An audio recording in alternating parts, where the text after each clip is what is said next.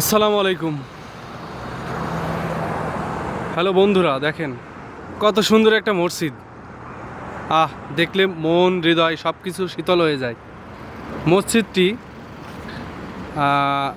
আল Jubail শহরে একটি পার্কের ভিতরে, সাইডে একটা পার্ক। আমরা একটু পরে সেখানে অন্য একটা ভিডিওতে পার্কের ভিতরে কিছু ভিডিও দেখাবো।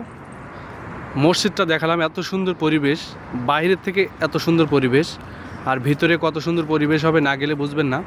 সো এখানে নামাজ পড়ার সৌভাগ্য হয়েছে ইনশাল্লাহ।